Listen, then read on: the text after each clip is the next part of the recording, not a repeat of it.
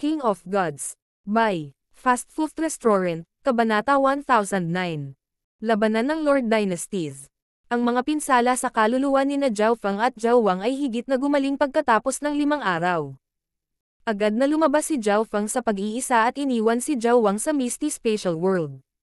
Sa ngayon, kailangan ni Zhao Wang na gamitin ang bawat posibleng sandali upang madagdagan ang kanyang lakas.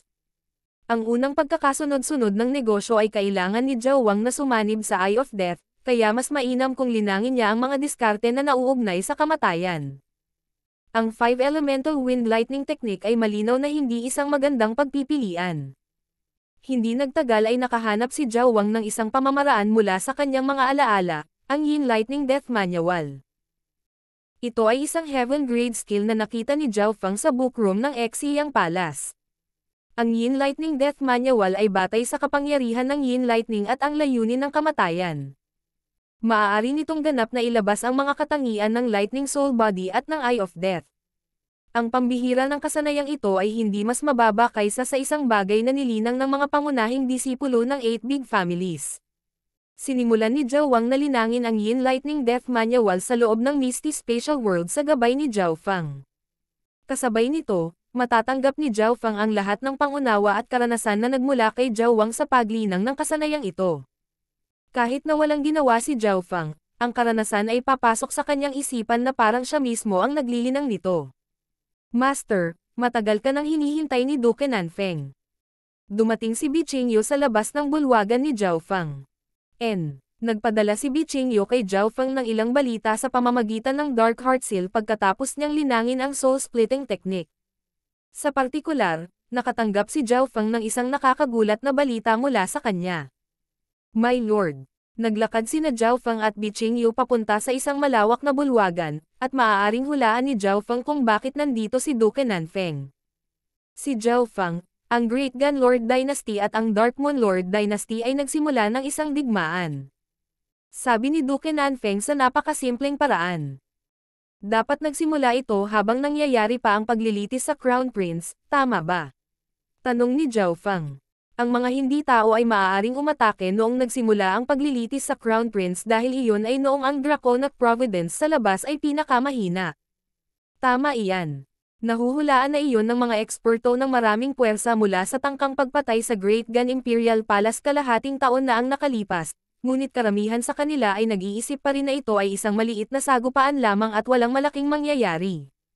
Gayunpaman, nagsimula ang isang tahasang digmaan sa pagitan ng dalawang Lord Dynasties. Gayunpaman, kahit na ang Great Gun at Dark Moon Lord Dynasties ay lumaban sa isa't isa, hindi na kailangang dumating si Duke Nanfeng at hintayin si Zhao Feng na umalis sa pag-iisa. Dahil dito, nagsalubong ang mga kilay ni Zhao Feng. Kakasimula pa lang ng digmaan, at ang Great Gun Lord Dynasty ay dahado na. Alam ni Duke Nanfeng kung ano ang pinagtataka ni Zhao Feng at ipinaliwanag nito.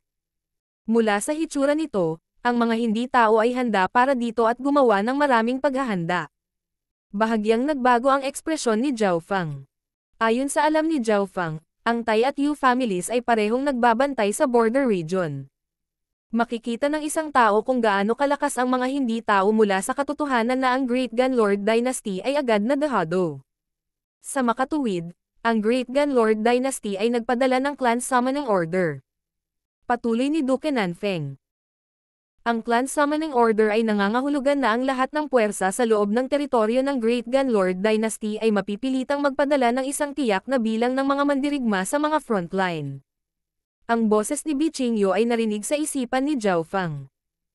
Ang mga puwersa sa loob ng teritoryo ng Great Gun Lord Dynasty ay pinrotektahan ng marahas na providence ng Great Gun Lord Dynasty, at sa gayon, sa isang tiyak na antas, nagawa nilang mag-order ng mga puwersa sa paligid. Walang sinabi si Zhao Feng matapos itong marinig. Ito ay tiyak na hindi kasing simple ng ganun lang. Ngayong nakumpirma na ang Crown Prince, lahat ng iba't ibang puwersa ay nakatayo sa likod ng iba't ibang paksayon. Kasama dito ang mga nasa front lines. Halimbawa, sinuportahan ng Tai family ang 4th Prince habang sinusuportahan ng Yu family ang 8th Prince. Ang digmaan sa pagitan ng mga Lord Dynasties ay kakilakilabot para sa 9th prize. Paano ipinamamahagi ang mga puwersa kapag sila ay pumunta sa larangan ng digmaan? Tanong ni Zhao Feng.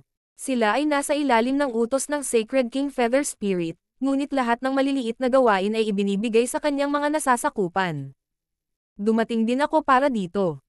Sinuportahan din ni Duke Nanfeng ang Ninth Prince, at halatang ayaw niyang makitang ginagamit ng ibang mga prinsipe ang pagkakataong ito para harapin ang Ninth Prince.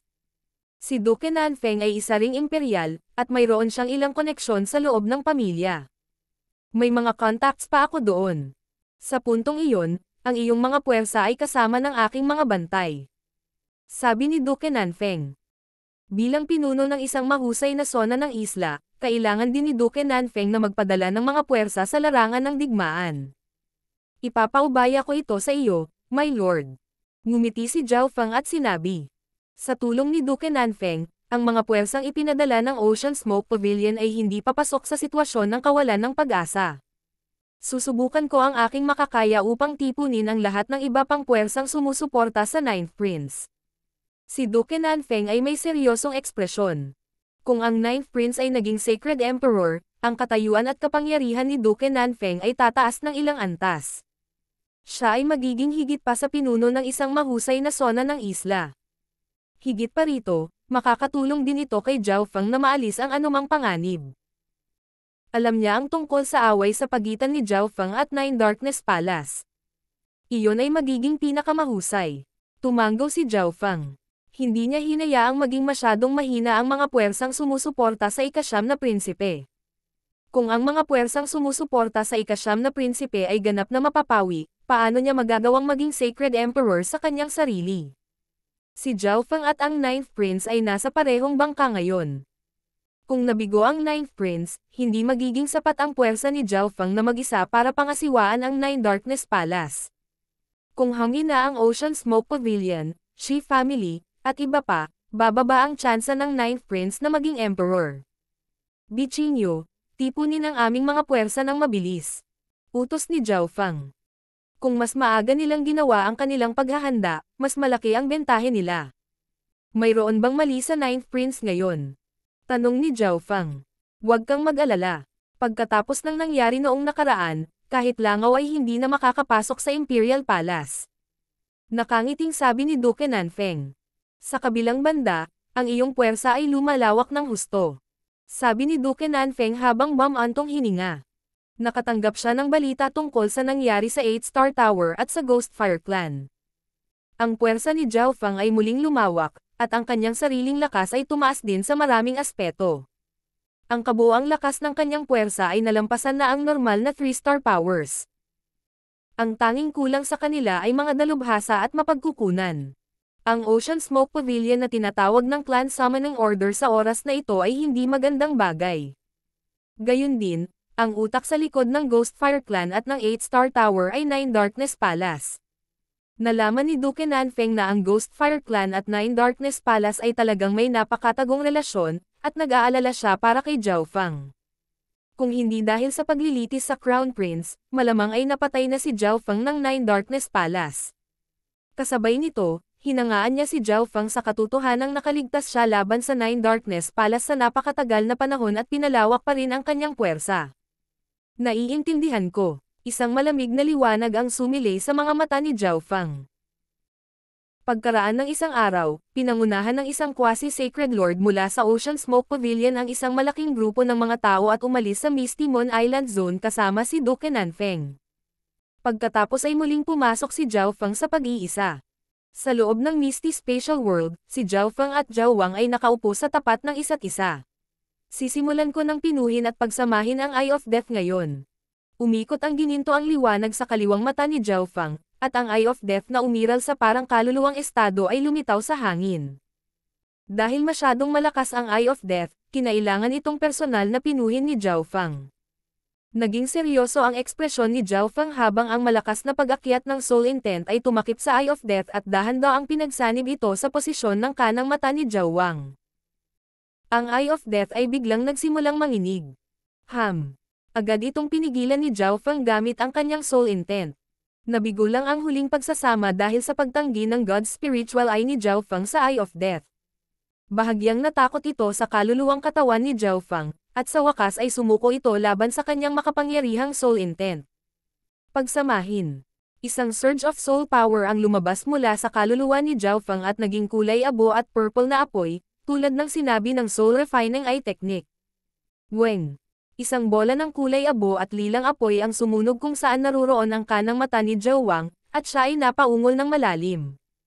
Weng. Ang proseso ng pagpino ay lubhang matagumpay.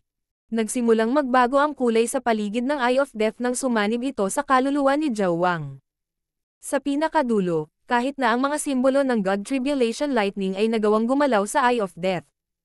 Huminto si Zhao Feng sa pagtulong ng ang kulay sa paligid ng Eye of Death ay halos kapareho ng kaluluwa ni Zhao Wang. Kinailangan ni Zhao Feng na tulungan si Zhao Wang na gamitin mismo ang soul refining eye technique at idirekta ang sarili niyang kaluluwa upang ganap itong sumanib sa Eye of Death. Sa sandaling ang Eye of Death ay sumanib sa mata ni Zhao Wang, ang huli ay magkakaroon ng mga kakayahan ng Eye of Death. Sa sandaling ito, umalis si Zhao Feng sa Misty Spatial World at nagbigay ng ilang utos bago umalis sa Ocean Smoke Pavilion. Gamit ang markang iniwan ng Misty Spatial World, diretso siyang nakarating sa Duke's Palace, ngunit dahil wala si Duke Nanfeng, tumungo si Zhao Feng patungo sa Heili Province. Pagdating niya sa lalawigan ng Heili, nag-iwan siya ng spatial markang kasama ang Misty Spatial World. Sa isang tiyak na araw, sa paligid ng kagubatan na nakapalibot sa Ji family. Weng. Shua. Isang layer ng pilak ang kumikislap, at isang gintong figure ang lumitaw mula sa loob ng isang spatial ripple. Nag-iwan si Zhao Feng ng spatial marking dito nang umalis siya sa Ji family, at gumalaw ang kanyang mga mata sa sandaling dumating siya. Ang Eye of Death ay nagsanib na sa wakas. Ginamit ni Zhao Feng ang kanyang God Spiritual Eye para siyasatin si Zhao Wang sa loob ng Misty Spatial World. Ito ay talagang ganap na pinagsama.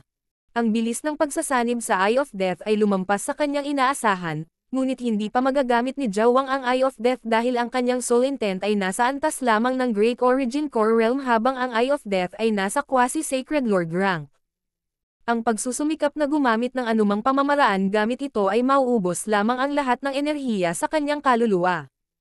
Ang layunin ni Zhao Wang ay kakapanganak lamang mula sa makapangyarihang Lightning Soul Body, ngunit magagawa nitong maabot ang antas ng isang Emperor, pagkatapos ay isang Quasi-Sacred Lord, at pagkatapos ay diretsyong habulin si Zhao Feng sa loob ng ilang taon.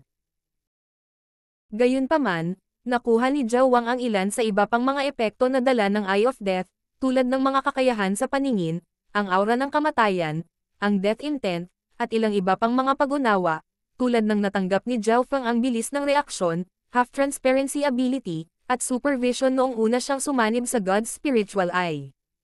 Bagamat ang lahat ng ito ay nagmula sa kaluluwa, nalalapat din ito sa kanyang pisikal na mga katangian. Sa Eye of Death, ang mga problema ni Zhao Wang tungkol sa mga Dao of Death ay nalutas, at ang bilis ng kanyang pag-unlad sa Yin Lightning Death Manual ay tataas. Kasabay nito, naramdaman ni Zhao Feng mula kay Zhao Wang na mayroon talagang Dimension of Death sa loob ng Eye of Death, ngunit hindi ito nabuksan ni Zhao Wang sa ngayon. Naalala pa ni Zhao Feng kung paano pinatawag ng Emperor of Death ang tatlong Emperor-ranked Spirit of Hatred sa panahon ng Pursuit of Death sa 18 Corners Pirate Sacred Land. Isa ito sa mga kakayahan ng Dimension of Death. Paano kung pumunta ka sa mainland at sumali sa isang puwersa na naglilinang sa Dao of Ghosts? Halimbawa, isa sa mga subordinate na puwersa ng Nine Darkness Palace. Lumipat ang mga mata ni Zhao Feng habang nakangiti ito. King of Gods, Kabanata 10:10. Ang reaksyon ng Bronze Coin. Paano kung pumunta ka sa mainland at sumali sa isang puwersa na naglilinang sa Dao of Ghosts? Halimbawa, isa sa mga subordinate na puwersa ng Nine Darkness Palace. Lumipat ang mga mata ni Zhao Feng habang nakangiti ito. Una, hindi dalubhasa si Zhao Feng sa landas na nilinang ni Zhao Wang. Makakatulong lamang siya sa paglutas ng mga problema ni Zhao Wang noong mga unang yugto. Pangalawa, si Zhao Feng ay walang maraming mapagkukunan na mayroong mga elemento ng kamatayan o Yin Lightning. Si Zhao Feng ay walang kahit na maraming mapagkukunan para sa kanyang sarili. Ang pagsama sa isang puwersa na nagle-inang sa Dao of Ghosts ay maaaring malutas ang parehong mga problema para kay Zhao Wang. Napakabilis ng kanyang cultivation, kaya maaaring mabilis din siyang makasali sa upper echelon at makatanggap ng mahalagang balita mula sa Nine Darkness Palace. Ito ay isang perpektong paraan upang makapasok sa puwersa ng kalaban. Ngayong nasa digmaan sila, Dapat na mas madaling makadaan si Zhao Wang. Umalis si Zhao Wang pagkatapos magawa ang desisyon, at binigyan siya ni Zhao Feng ng ilang mapagkukunan, armas, at nakatagong trump card. Pumasok si Zhao Feng sa Ji family pagkaalis ni Zhao Wang. Agad na pumunta ang mga mula sa Ji family para batiin siya at imbitahan siya. Si Zhao Feng. Malamang, pumasok siya sa ika-9 na palapag ng Purple Star Tower. Paanong posible? Emperor pa lang siya. Walang nakakaalam. Siguro mayroon siyang isang uri ng lihim na kayamanan ng kaluluwa, ngunit maraming mga disipulo ng Ji family ang nakakita sa kanya na talunin si Ji Chengming sa isang galaw. Ang mga tingin ng mga mula sa Ji family ay naakit ni Zhao Feng. Ang mga sumunod kay Jilan sa Ocean Smoke Pavilion ay puno ng paghanga at paggalang nang makita nilang dumating si Zhao Feng. Isang boses ang narinig mula sa Sacred Lord Star Demon bago pa man siya makalapit. Zhao Feng, pasok ka. Ang disipulo na nanguna kay Zhao Feng dito ay umalis ng kusa. Munting kaibigan Zhao, nasugatan ka ba? Tumingin ang Sacred Lord Star Demon kay Zhao Feng at naramdaman na may mali. Ang soul intent ni Zhao Feng ay mas mahina kaysa noong umalis siya. Ang mga disipulo ng Ji family na bumalik kanina ay nagulat ng lahat. Napakadali ng pakikitungo ni Zhao Feng sa dalawang Sacred Lord na iyon. Bakit siya masasaktan? Hindi ko ito itatago kay Senior, pagkaalis ko, nagawa kong linangin ang soul splitting technique. Hindi ito itinago ni Zhao Feng mula sa Sacred Lord Star Demon. Pagkatapos ng lahat, nahulaan na ng Sacred Lord Star Demon na susubukan ni Zhao Feng na linangin ang soul-splitting technique. Nagtagumpay ka. Ipinakita ng Sacred Lord Star Demon ang isang natigilan at masayang ekspresyon. Marami na niyang sinuri ang pamamaraang ito ngunit wala pa ring kumpiyansa na magtagumpay. Ang orihinal na katawan ng isang Sacred Lord ay masasaktan kapag ginawa ang isang clone, kaya lohikal na ang soul intent ni Zhao Feng ay hihina pagkatapos gumawa ng clone. Kung nabigo si Zhao Feng, mas malala ang mga pinsalang natamo niya. Ito ang dahilan kung bakit napakasigurado ng Sacred Lord Star Demon na nagtagumpay si Zhao Feng. Tumanggaw si Zhao Feng. Masaya rin siya na matagumpay niyang nalinang ang unang antas ng soul-splitting technique. Ang Sacred Lord Star Demon ay may nasasabik na ekspresyon at agad na lumapit kay Zhao Feng. Hayaan mo akong makita ang iyong clone. Hindi niya inaasahan na makakamit ni Zhao Feng ang mga kinakailangan at matagumpay na malinang ang soul-splitting technique pagkatapos makuha ang soul recovery divine technique ilang buwan lang ang nakalipas. Dahil ba ang swerte ni Zhao Feng ay lumalaban sa langit o dahil ba sa sobrang talino niya? Ang aking clone ay nasa ibang lugar ngayon. Nagpakita si Zhao Feng ng isang humihingi ng tawad ng ngiti. Nagkataon, pinapanto lang ni Zhao Feng si Zhao Wang sa mga panloob na rehiyon ng kontinente upang makahanap ng puwersa na nagal-inang sa daw ng mga ghosts. Nanghina ang ekspresyon ng Sacred Lord Star Demon bago bumalik sa normal. Gumawa ang Sacred Lords ng mga clone sa maraming gawain, kaya makatwiran na ang clone ni Zhao Feng ay nasa ibang lugar. Pagkatapos ay sinabi ni Zhao Feng ang ilan sa mga bagay tungkol sa soul clone kay Sacred Lord Star Demon. Pagkatapos matanggap ang impormasyong ito, maaaring matulungan siya ng Sacred Lord Star Demon na lumikha ng pangalawang antas. Ganun ba ka-effective? Labis na nagulat ang Sacred Lord Star Demon. Pagkatapos ng buod ni Zhao Feng, naunawaan niya ang kakayahan ng soul clone sa isang tiyak na antas. Kung hindi dahil sa katotohanang napakababa ng kanyang mga pagkakataong magtagumpay, tiyak na susubukan ito ng Sacred Lord Star Demon. Ayaw niyang kumilos ng padalos-dalos. Ngayong may digma ang nagaganap, walang nakakaalam kung ano ang mangyayari, at bilang Grand Elder ng Ji family, ang kanyang buhay ay hindi na sa kanya lamang. Gaano kalaki ang pag-unlad ng Little Friend Zhao sa ikalawang antas ng soul-splitting technique? Tanong ng Sacred Lord Star Demon. Ang pamamaraan na ito ay hindi simple at hindi maaaring tingnan mula sa isang normal na pananaw. Ito ay lubhang mahirap upang mapabuti. Walang gaanong pag-unlad. Ang soul intent ni Zhao Feng ay halos bumaba sa quasi-sacred lord level matapos linangin ang unang level. Kahit na nagawa niyang gawin ang pangalawang antas, hindi ito linangin ni Zhao Feng sa ngayon. Sa makatuwid, nagbasa lamang si Zhao Feng ng ilang iba pang mga libro upang palawakin ang kanyang kaalaman at pundasyon upang makapaghanda sa paggawa ng pangalawang antas mamaya. Kung gayon ang little friend ay maaaring manatili sa likod upang makipag-usap sa akin. May sasabihin din ako sa'yo.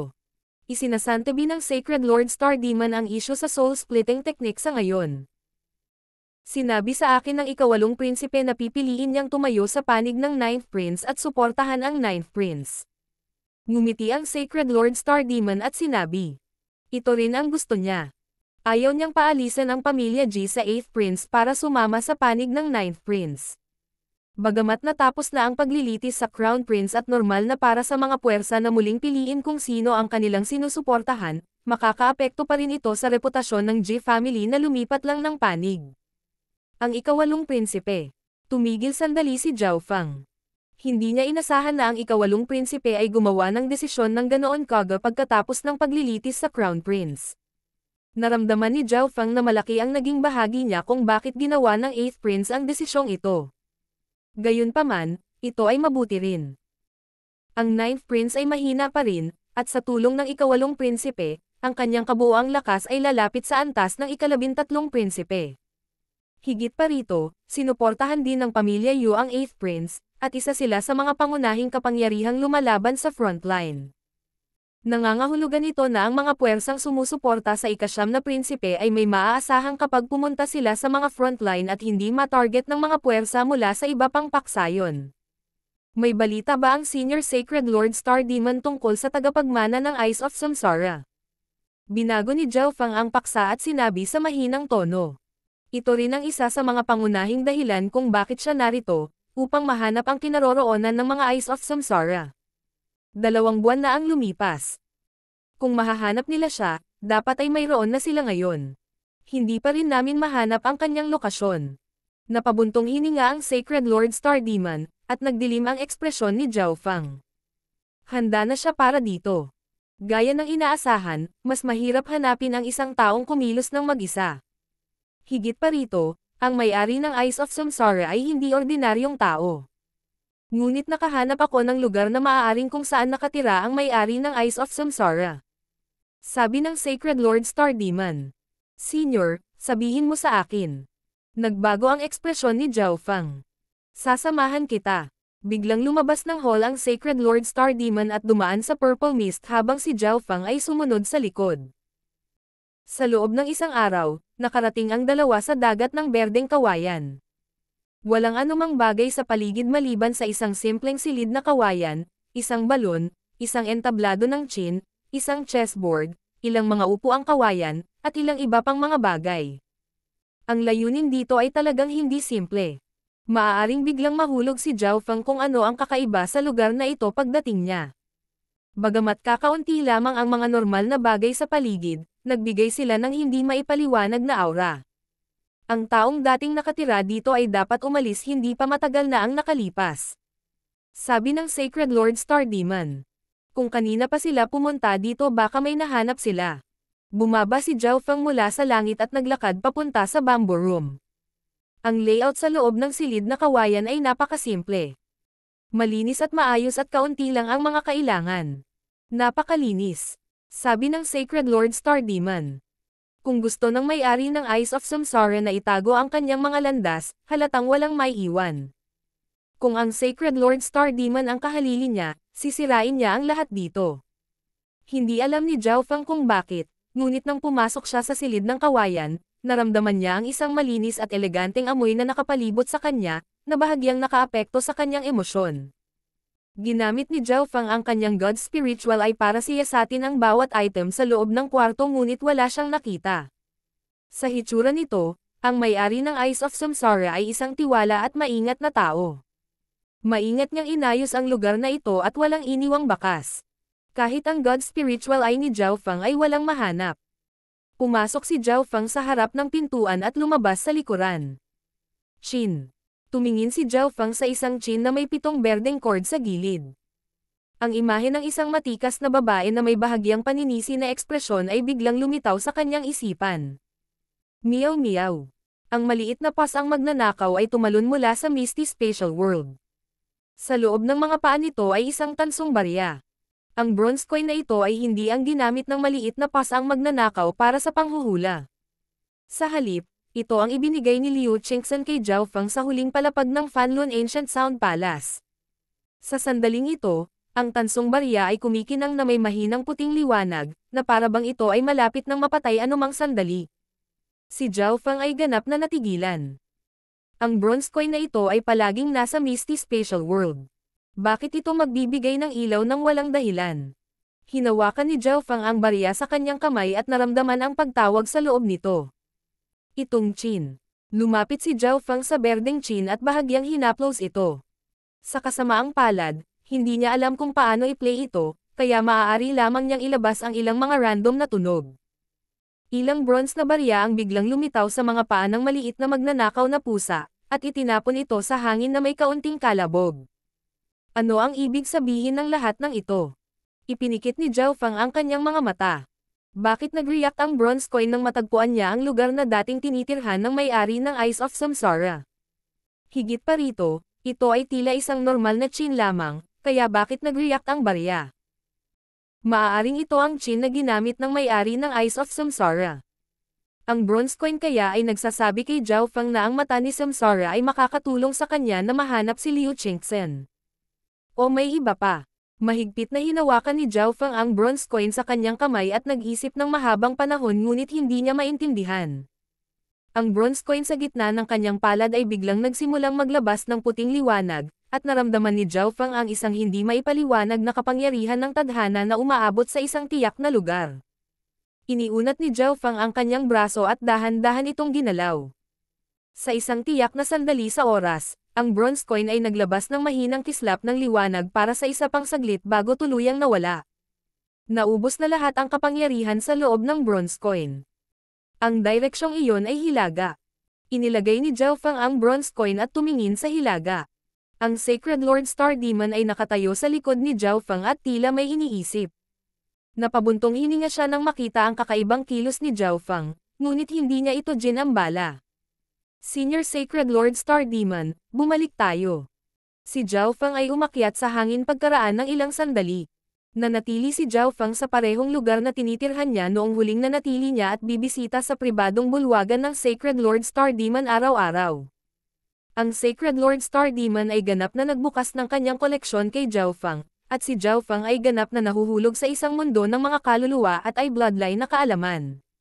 Sa isang tiyak na araw, muling dumating si Zhao Feng sa Purple Star Tower. Nakakuha na siya ng access sa Purple Star Tower ng permanente. Kailangang malaman ng isa na tanging ang mga Grand Elder ng G Family ang may karapatang ito. King of Gods, Kabanata 10:11. Pagtungo sa larangan ng digmaan. Young Master Zhao, mangyaring pumasok. Tumayo ang elder sa harap ng Purple Star Tower at magalang na sinabi. Pumasok si Zhao Feng sa Purple Star Tower habang ang ibang mga disipulo ay nag-uusap sa kanilang mga sarili. Hindi na kailangang mag-alala ni Zhao Feng tungkol sa limitasyon sa oras o limitadong bilang ng mga entry sa Purple Star Tower, kaya dumiretso siya sa ikawalong palapag, na angkop para sa mga Sacred Lords. Siyempre, ang epekto ng ikawalong palapag kay Zhao Feng ay mas malakas kaysa dati. Dahil ang ikawalong palapag ay isang lugar ng paglilinang na angkop para sa mga Sacred Lords, tinatanggap nito ang mga nasa simula, maaga, at huling yugto ng Mystic Light Realm. Ngayong nahati na ang kaluluwa ni Zhao Feng, ang kanyang soul intent ay bumagsak sa pinakailalim na antas ng Mystic Light Realm, habang ang kapangyarihan ng Purple Mist sa ikawalong palapag ay karaniwang mas angkop para sa isang tao kahit sa mga unang yugto ng Mystic Light Realm. May kabuuang 5 futon sa ikawalong palapag, at lahat ng mga ito ay walang laman. Sa kabutihang palad, ang Purple Star Tower ay maaaring tumaas ang rate kung saan ko pinuhin ang aking soul intent. Umupo si Zhao Feng sa isang random na futon. Ang soul splitting technique ay isang soul refining technique, at ang orihinal na teorya sa likod ng teknik na ito ay ganito. Ang dalawang kaluluwa ay mangangahulugan ng 2 beses sa bilis ng cultivation, at ang dalawang kaluluwa ay maaaring magsanib muli, na nagpapataas ng soul intent ng isang tao sa ibang antas. Gayunpaman, dahil ang kaluluwa na pinaghiwalay ni Zhao Feng ay sumanib sa Eye of Death, hindi na ito makakapagsama pabalik sa kaluluwa ni Zhao Feng. Habang ang orihinal na batayan ng soul splitting technique ay upang pinuhin ang kaluluwa, sa mga kamay ni Zhao Feng, ito ay naging isang lihim na clone skill.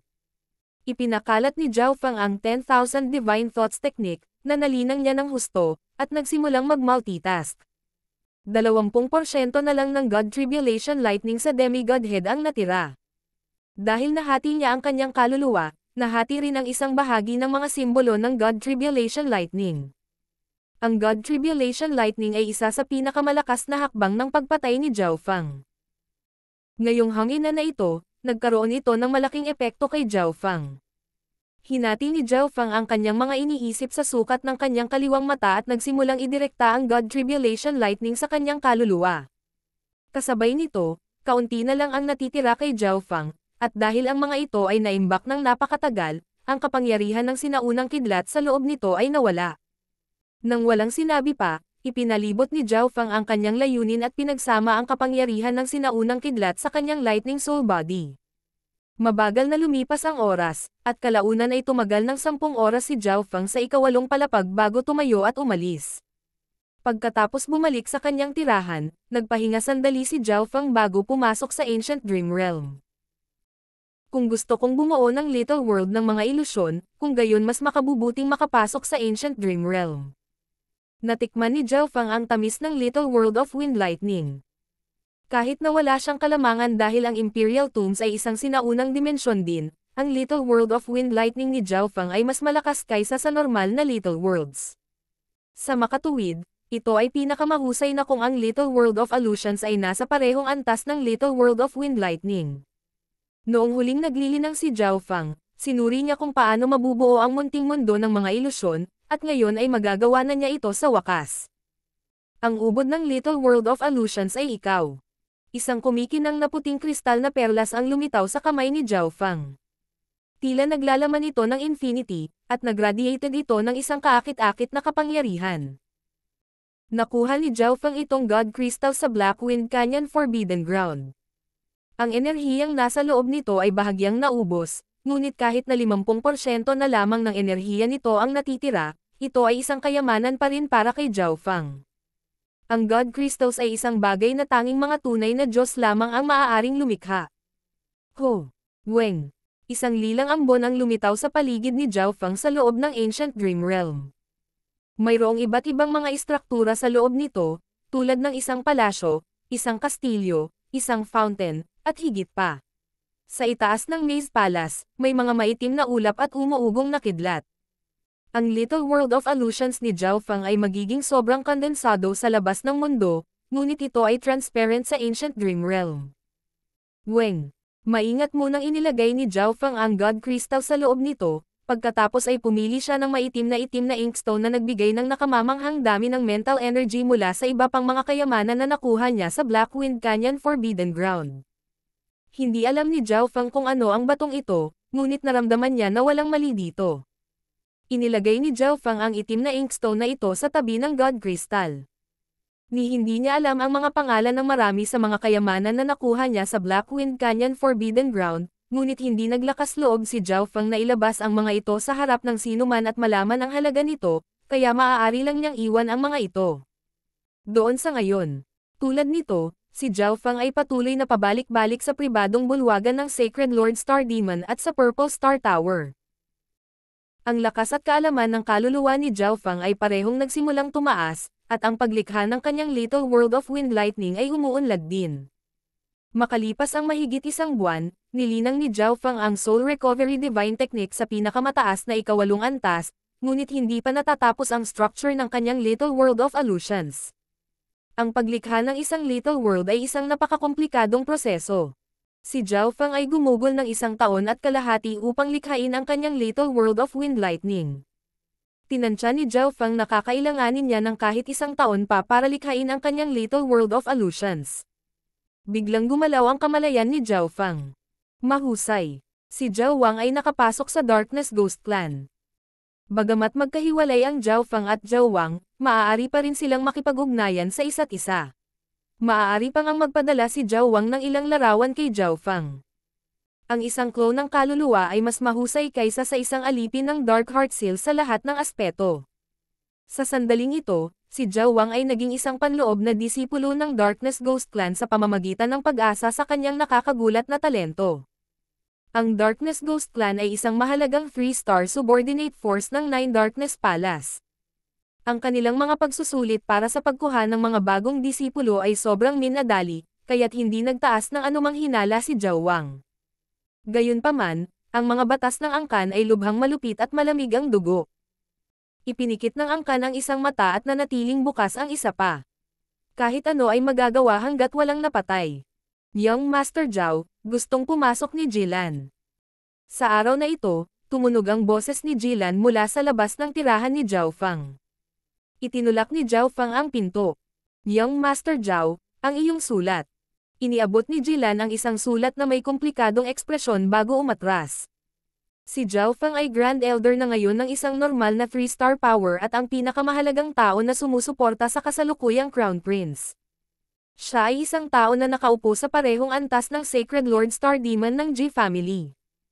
Hindi niya akalain na si Zhao Fang, na hindi man isang hari noong una silang magkita, ay mabilis na umabot sa antas na ito. Masasabi lamang ni Jilan sa kanyang sarili na magsikap pa. Matapos makipag-ugnayan kay Zhao Fang, napagtanto niya na hindi siya nagpahuli. Kahit na naabot na niya ang ganoong kataas na antas at mas malakas kaysa sa mga nasa parehong antas ng paglilinang, naigalinang pa rin siya araw at gabi. Binuksan ni Zhao Fang ang sulat. Sa loob nito ay may puting papel. Agad na inilagay ni Zhao Fang ang kanyang soul consciousness dito, at isang surge of information ang lumitaw sa kanyang isipan. Impormasyon mula kay Old Ying. Natigilan si Zhao Fang.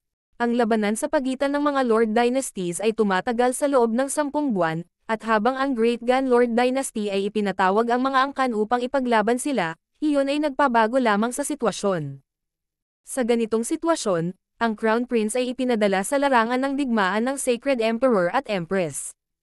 Ito ay para mapataas ng Crown Prince ang moral ng frontline pati na rin sanayin ang mga strategic na kakayahan at katalinuhan ng Crown Prince. Hihihi. Paumanhin.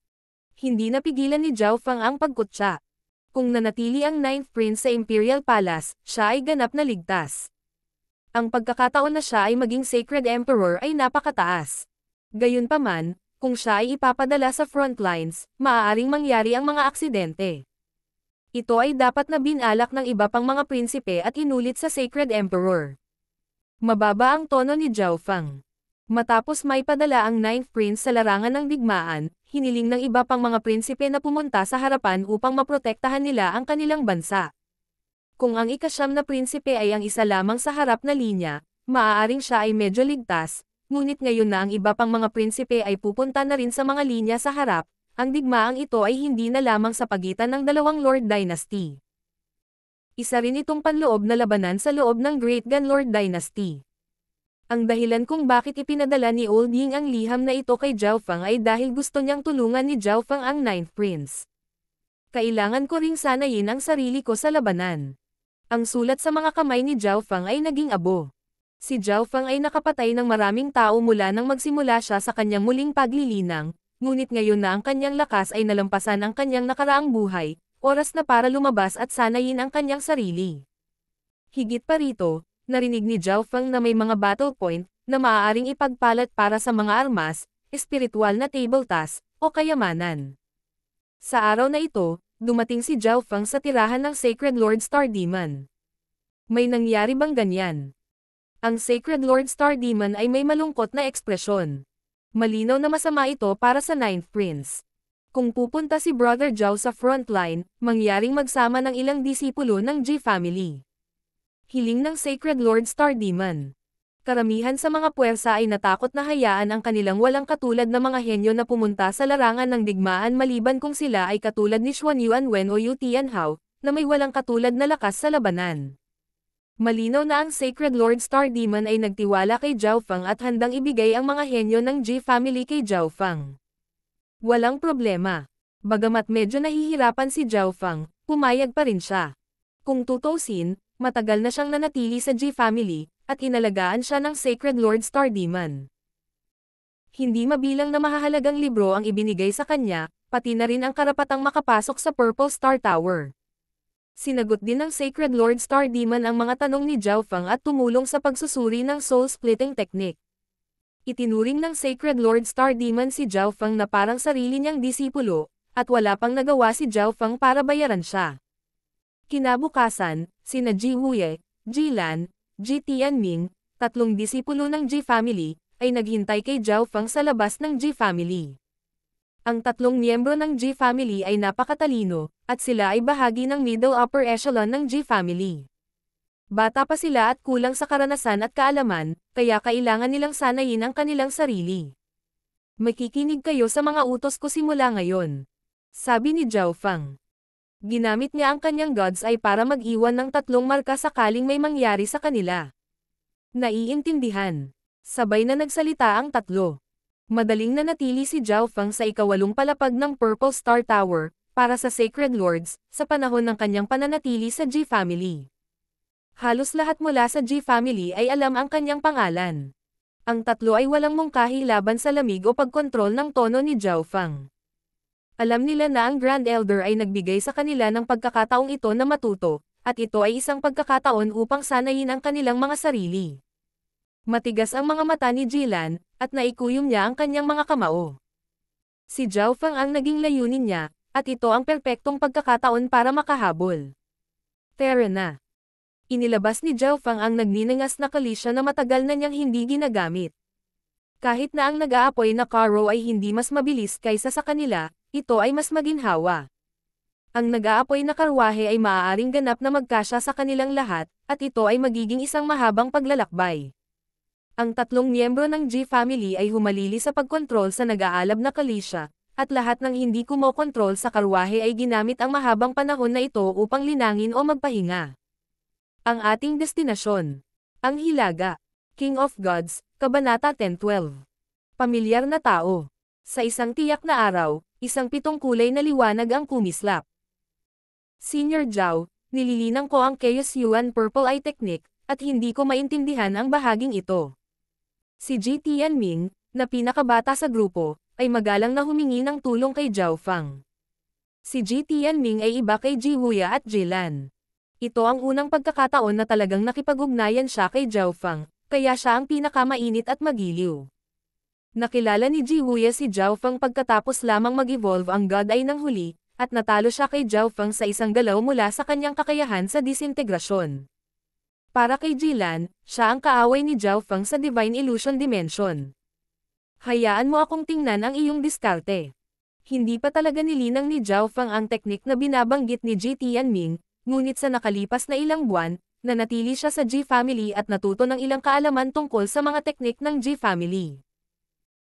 Sa kanyang nakamamanghang kakayahan sa pagkopya ng mga bagay, sa loob lamang ng isang maikling buwan o dalawa, ang kanyang pag-unlad ay katulad ng ibang nag-aaral sa loob ng 5 o 6 na taon. Higit pa rito, ang mga aklat na binasa ni Zhao Feng ay napakalalim, at mayroon din siyang Sacred Lord Star Demon na tumulong sa kanya, kaya si Zhao Feng ay maituturing na iskolar sa mga tuntunin ng Soul at Eye Bloodline Techniques. Marahil ito ay dahil sa kung paano mo nilinang ang Purple Star Eyes.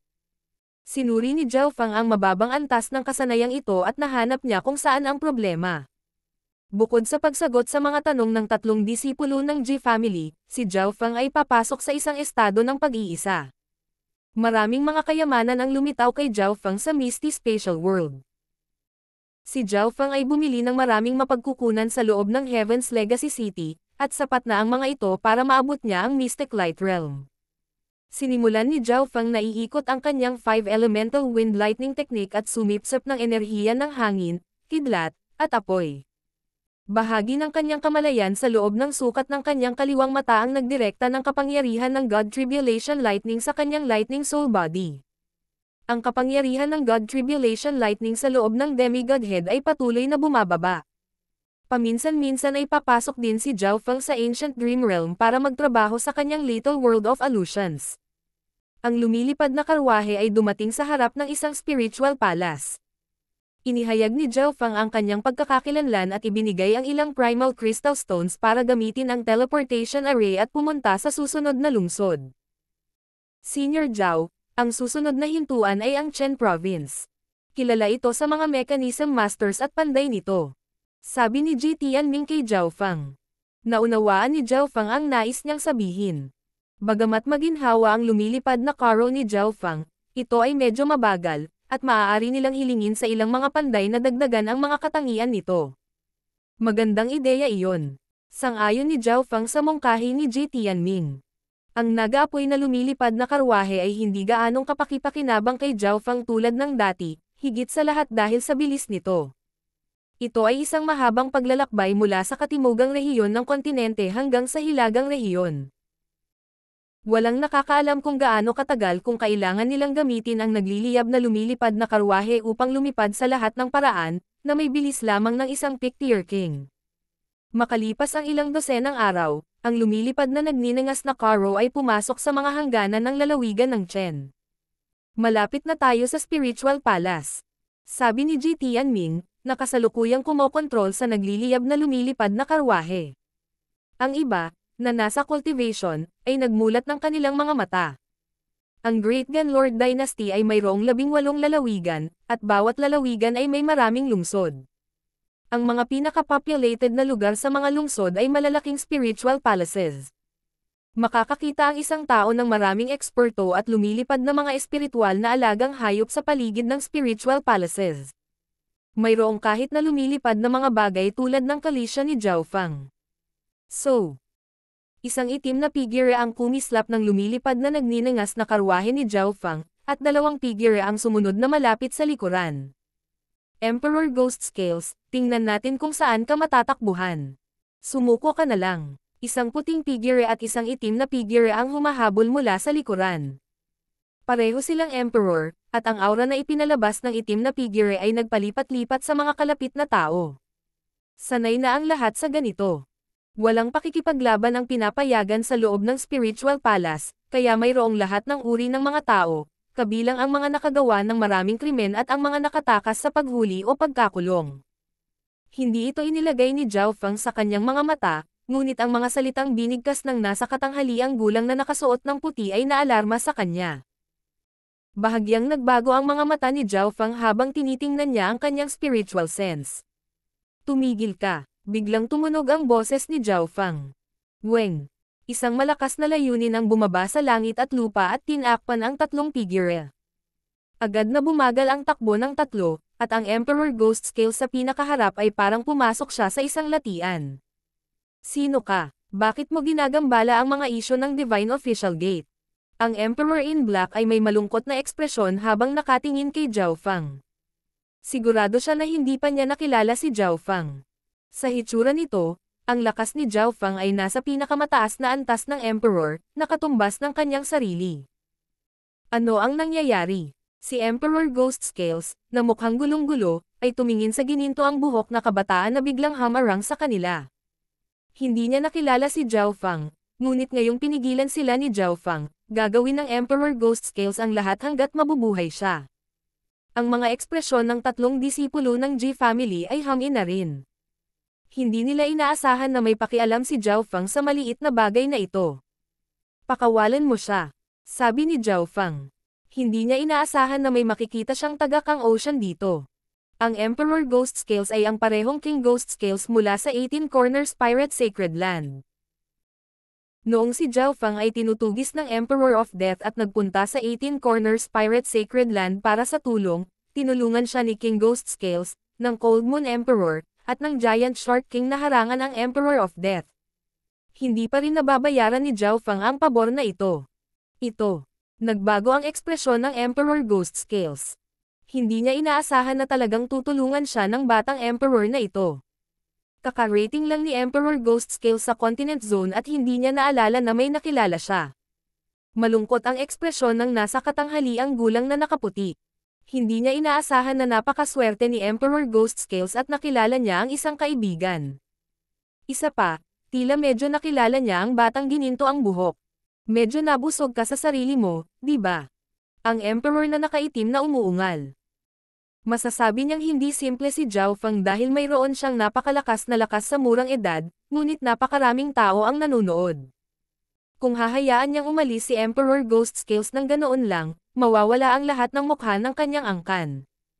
Habang ang Divine Official Gate ay isang pick 2-star power lamang, ang kanilang Grand Elder ay magagawang maging isang Sacred Lord sa loob ng 100 taon. Sumama ka sa akin.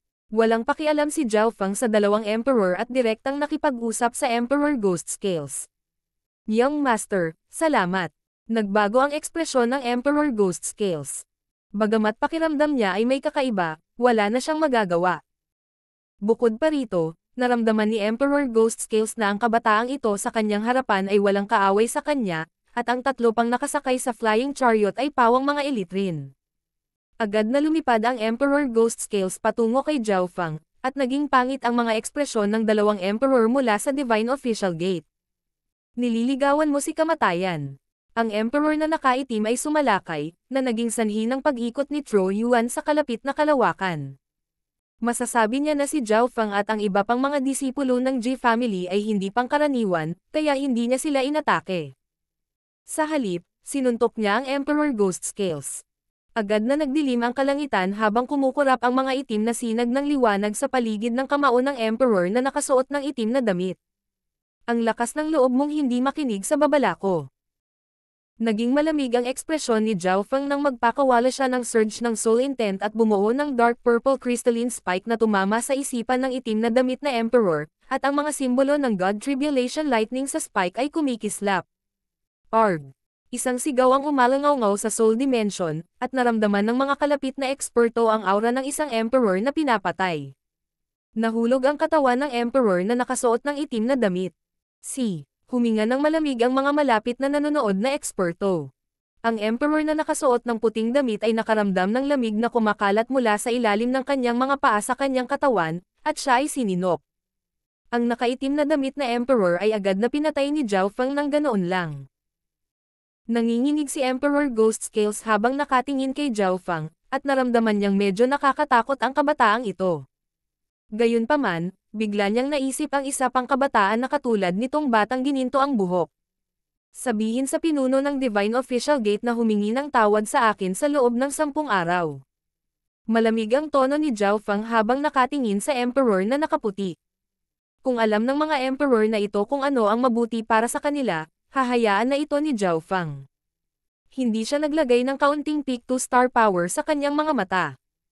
Isa sa mga pangunahing dahilan kung bakit niya pinatay ang taong iyon ay dahil masasabi ni Zhao Fang na ang Emperor Ghost Scales ay may matinding pinsala, at marami sa kanila ang naiwan noon pa man. Masasabi niyang matagal nang hinabol si Emperor Ghost Scales, kaya ginawa niya ito para hayaang makahinga si King Ghost Scales. Ang Emperor na nakasuot ng puting damit ay nagsimulang tumakbo ng nagmamadali. King Ghost Scales, matagal na tayong hindi nagkikita. Hindi ko inaasahan na pupunta ka sa Continent Zone. Tumingin si Zhao Fang sa Emperor Ghost Scales. Ikaw si Zhao Fang. Nang marinig ni Emperor Ghost Scales ang mga salitang iyon, naisip niya ang Kang Ocean. Naisip niya kung paano umatake ang kabataang ito pati na rin ang kanyang imahe. Noon, ang Emperor Ghost Scales ay isa pa ring Tier King, ngunit kalaunan ay naging Emperor siya sa loob ng ilang taon pagkarating sa kontinente. Sinundan ni Emperor Ghost Scales si Zhao Fang at pumasok sa Spiritual Palace. Ji Wuya, ipauubaya ko sa iyo ang gawain ng pag-upgrade ng lumilipad na nagninangas na kalisya. Ibinigay ni Zhao Fang ang gawaing ito kay Ji Wuya, na siyang pinakamature at matalino sa kanilang tatlo. Ang pag-upgrade sa lumilipad na naglalagablab na kalisya ay malamang na mangangailangan ng ilang oras, kaya't ang tatlo mula sa Ji family ay umalis at pumasok sa Spiritual Palace upang bumili ng anumang kailangan nila. Zhao Fang, salamat. Ang Emperor Ghost Scales ay may masayang ekspresyon at nagpahayag ng kanyang pasasalamat kay Zhao Fang. Bakit kanila hinabol? Tanong ni Zhao Fang. Nakita ko ang libingan ng isang Sacred Lord nang hindi sinasadya pagdating ko sa kontinente. Napabuntong hininga si Emperor Ghost Scales nang magsimula siyang magkwento. Sa katotohanan, maraming iba pang mga kapitan ng pirata ang dumating kasama ang Emperor Ghost Scales. Natagpuan nila ang libingan ng isang Sacred Lord nang hindi sinasadya, at habang nakikipaglaban sila para sa mana, napatay nila ang isang disipulo ng Divine Official Gate. Ang King Ghost Scales at ang Divine Official Gate ay parehong nakakuha ng ilang bagay mula sa mana, at ang Divine Official Gate ay humabol kay Emperor Ghost Scales at kasama hanggang sa Emperor Ghost Scales na lang ang natira. Ang Divine Official Gate ito. Naging malungkot ang ekspresyon ni Zhao Fang. Noong una ay naisip niya na ang Emperor Ghost Scales ay maaaring may nagawang mali at dinala ito sa kanyang sarili, ngunit nagpasya pa rin siyang tulungan muna ang Emperor Ghost Scales dahil may utang siyang pabor sa huli. Zhao Fang, hindi ako makapaniwala na marami ka nang nagawa sa kontinente. Ang Emperor Ghost Scales ay nagpakita ng isang masayang ekspresyon habang ang pagkamangha at paghanga ay sumilay sa kanyang mga mata. Narinig na niya ang tungkol sa mga himala ng isang Jiaofeng sa paglilitis sa Crown Prince, ngunit naisip niya na ito ay isang taong may parehong pangalan. Gaya ng inaasahan, kahit saan man pumunta si Jiaofeng, hindi niya naitago ang kanyang talento. Sinabi ni Jiaofeng kay Emperor Ghost Scales ang tungkol sa kwento ng kanyang muling paglilinang. Kagagaling lang ni Emperor Ghost Scales sa kontinente, kaya wala siyang puwersa sa likod niya at hindi niya alam na kailangang muling magtanim ni Jiaofeng. Gayunpaman, sa ugali ni Emperor Ghost Scales, hindi talaga angkop para sa kanya na sumali sa isang clan. Matapos malaman na si Jiaofeng ay pupunta sa front lines, sinabi niya na gusto rin niyang sundan si Jiaofeng. Malinaw na hindi tatanggihan ni Jiaofeng ang alok na ito. Natanggap ni Jiaofeng ang mensahe ni Ji Wuya makalipas ang 5 araw na ang lumilipad na nagninangas na karwahe ay matagumpay na na-upgrade. Pwede na tayong maghanda para umalis.